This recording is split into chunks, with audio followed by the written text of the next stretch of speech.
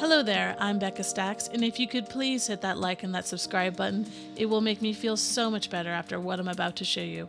As some of you may or may not know, when you scan the barcode on the CMF Lego packs, there is a code that appears on the box, and the last 2 digits of the number tell you what minifigure you should receive. In the past, the CMFs were in plastic bags instead of boxes, so you didn't have to have the code to figure out which minifig it was. So, I should have gotten the Wolfpack Beastmaster according to this code, but as you can see, some colossal jerk swapped out the minifigure with glue sticks and resealed it and returned it to the store. I got scammed. I bought this minifig at Kohl's and the weight did feel a little bit off, so I decided to open this as soon as I got home instead of waiting till I was going to do this video. I did notice a tiny bit of this glue strand, but since the box seemed sealed, I stupidly bought it anyway. Do you think Kohl's will let me return the item? One online store you can fully trust in is my retail store, myminifigempire.com. Okay, now to the main video. Hopefully all of these are correct and that I wasn't scammed on any of them. Oh yes! I got the Wolfpack Beastmaster. I love that the CMF has a gray wolf with it. You want to quiz me on some wolf facts? Shout out to Vigilante on Peacemaker. If you know, you know. A disappointing wolf fact is that wolves do not actually howl at the moon. The lunar phases have no effect on them. This is an updated version of the Wolfpack minifig, which was first introduced in 1992. There are several castle Lego factions, but this one was definitely one of my favorites as a child, along with the Fright Knights and the Dragon Masters. I really like all the metallic armor prints that he has, and his cloth cape is so cool. This CMF is called the Crazy Cat Lover, but I feel like Crazy Cat Lady would have been more accurate. However, perhaps Lego was trying to not offend people. Speaking of crazy, how insane is it that there's a parasite your cat can give you called Toxoplasma gondii that can contribute to you hoarding cats? I had to get this CMF because I have the most awesome cat named Anara.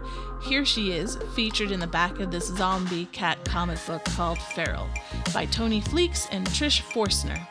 I cannot recommend enough reading this comic along with Stray Dogs. Such a great read. But be warned, despite the Disney drawing style, these comics are not for kids.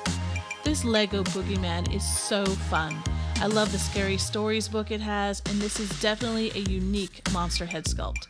This minifig reminds me a little bit of the book Where the Wild Things Are, which I really liked as a kid. Speaking of demonic looking things, did anyone else think that the Labubus, especially the brown one, just looks like a poor knockoff of Carol from Where the Wild Things Are? Originally, the author Maurice Sendak wanted to write this book about horses and call it Where the Wild Horses Are. But he discovered he couldn't draw horses, and so the iconic Things monsters were born. Now this minifig I'm building now is actually one of the main reasons I decided to get this CMF set. Those who know me well know I am a huge fan of steampunk things. I love this minifig, but if Lego had made his steampunk device metallic, I would be in heaven.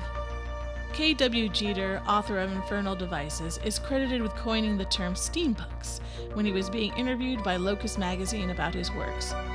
Kinda random, but you should watch Key & Peele's comedy skit When Your Friend Goes Steampunk. It is hilarious.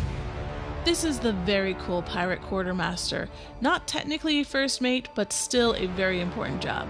Did you know that female pirates really existed? Probably the most famous female pirate was Anne Bonny.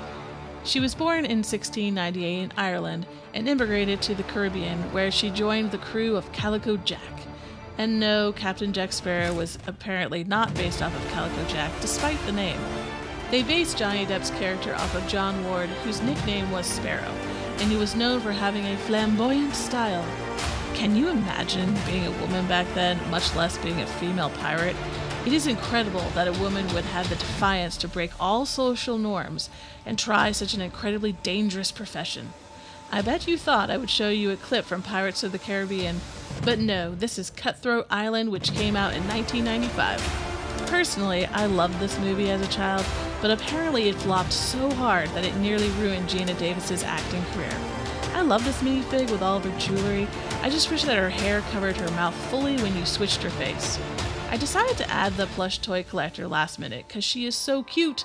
The word plushie is derived from the word plush, which means soft, but I actually couldn't figure out who originally coined the term. The first patented fictional stuffed animal was this Peter Rabbit by Beatrix Potter.